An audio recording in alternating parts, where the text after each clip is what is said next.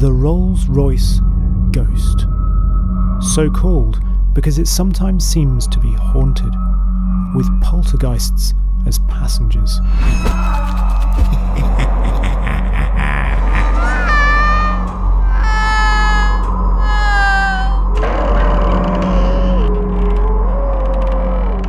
No. Nothing to do with being haunted or poltergeists or anything like that. Ghost is in fact the oldest name used by Rolls-Royce. Now, you obviously know Henry Royce, the engineer behind Rolls-Royce, and Charles Rolls, who is, well, he's sometimes unfairly, I think, just characterised as a salesman. But you might not have heard of Claude Johnson. He's sometimes referred to as the hyphen in Rolls-Royce because he was such an important character in those early years. Now, the first car that was actually produced under the Rolls-Royce badge was the 4050 horsepower, and Claude Johnson thought, that won't do really, so he had one painted silver and named the Silver Ghost. And that then caught on for all the subsequent cars, right up until the Phantom in 1925. So it's a very historic name, Ghost. And this is the latest Ghost. No longer is it based on a BMW 7 Series, instead it makes use of the same proprietary Rolls-Royce underpinnings as you'll find in the Cullinan and current Phantom. There is talk of post-opulence with the design, which is a rather Brian Sewell way of saying it's more subtle than the Phantom, a touch more rounded, a little less imposing, a more discreet design for perhaps more discreet customers. Personally, I think the front is still distinctive while not being overt, but the back is perhaps a little too anonymous. I do rather like the regal midnight sapphire paint of this car though, beautifully understated. Everything is relative, of course, because you can't really call something that's over 5.5 metres long and 2.15 metres wide discreet or understated. And it does feel gargantuan to drive. Not really because the steering's particularly imprecise, quite the opposite in fact, but more because the view out, it makes it so hard to place. You sit quite high up, it's almost sort of like mini SUV view out, but you've got this enormous bonnet. It's a good job the Spirit of Ecstasy is up here, otherwise you wouldn't know it ends. It's like a sort of infinity pool in front of you. I've no idea what's over there, where does it all end? Squeezing it down narrow country lanes or through narrow city streets is nerve-wracking.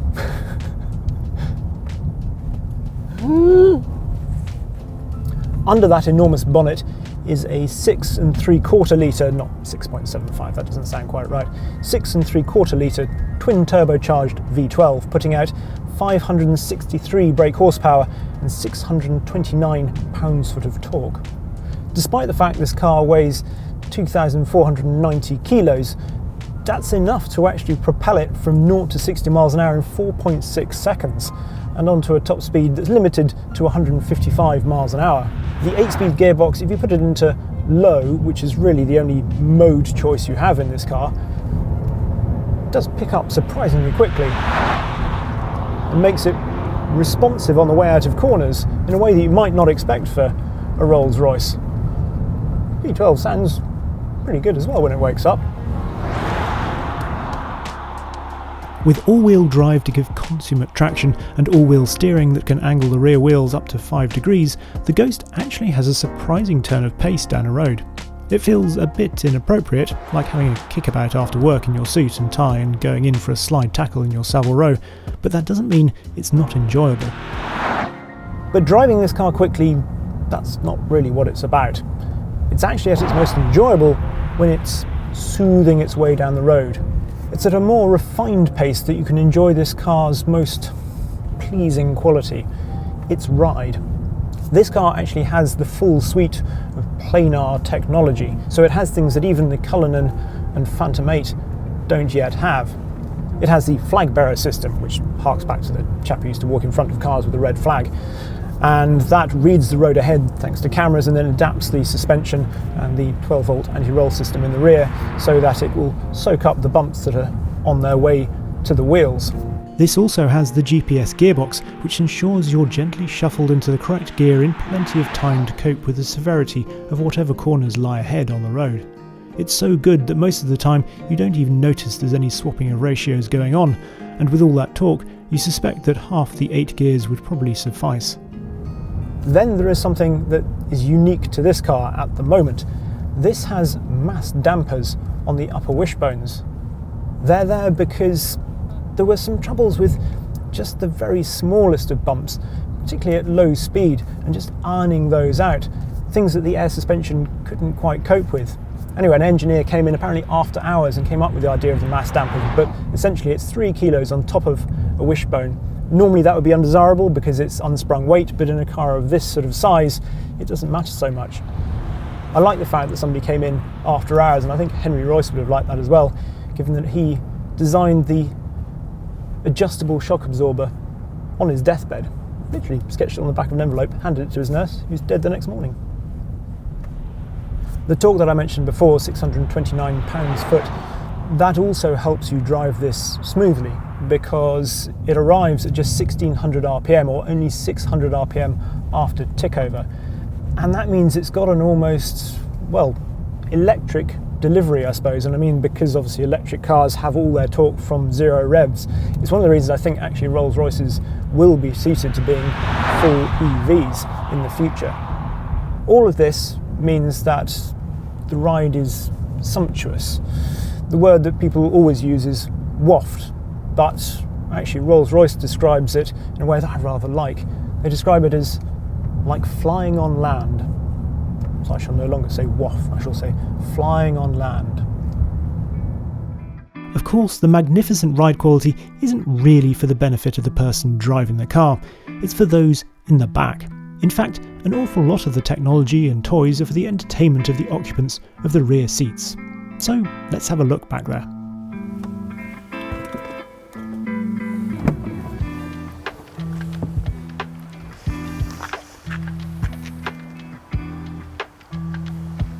Power close, of course, because, well, why would you want to shut a door yourself? And this wouldn't be a Rolls-Royce review if I didn't mention the umbrellas secreted within the rear doors. You can have them matched to your car. Ha! And when you put them back in here wet, this sheath is now heated, so that next time you get it out, you have a nice dry umbrella.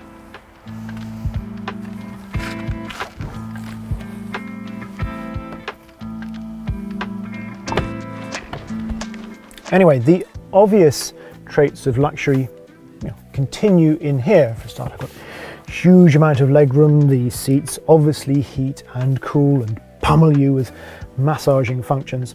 The headrests, pretty much better than any pillow I think I've ever laid my head on. We have the fridge in here, 2 settings, so you can have sort of normal ski resort or Arctic, presumably, a couple of champagne flutes, room for a bottle of Bollinger. And then in here we have the tray tables which fold down like this with a huge screen that comes out. And you can watch television in here or just check the navigation, things like that. We fold this away again, up into here.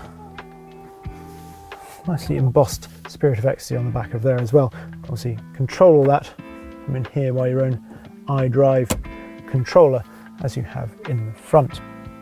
The materials are obviously all very wonderful, with the sumptuous leather, the one piece here, the sort of Lalique glass behind the door handle there. And then of course there is the starlit headlining, which is fantastic, relaxing and endlessly fascinating, at least for the amount of time I've had the car. Occasionally, if you're lucky as well, you will spot a shooting star herring across like that. There's one. Oh, I forgot the carpets. They are, well, they're a little thing in a way, really, but so sumptuous. I mean, short of actually getting a sheep in here, they couldn't be more woolly if they tried. You feel like you'd lose your shoes in them. Anyway, for all that there are very obvious traits of luxury in here, it's actually the subtler things, the things that you can't see, the things that they've done behind the scenes that intrigue me even more about the Ghost. And much of that unseen engineering is to do with achieving, as Simon and Garfunkel might say, the sound of silence. It is so quiet in here that you can quite literally hear a pin drop. actually louder than I expected. Who knew pins made such a racket? Rolls-Royce, when they were developing this, actually toyed with the idea of having a completely silent cabin, and then decided that that was too spooky, so they engineered in the fact that this would have just a very subtle whisper, a single note. So they tuned the entire cabin to resonate at this one note. In order to achieve this near silence, they looked at things like the boot. So it was a rather cavernous 500 litres back there, and there was an occasional boom, so they put some piping in to relieve the air pressure, equalise it between there and the cabin. The seats too were creating a resonance, because obviously they're a large weight and a lot of it is up high, so they added a mass damper. Obviously we talked about those with the wishbones. Well, mass dampers appear in here too, just to take out the sound of the seats. And of course, because it's so near silent in here, it means you can hear music better when you want to play it. And the audio system is the best I have ever heard. There's no brand name, so there's no Bang & Olufsen or Bowers & Wilkins or name.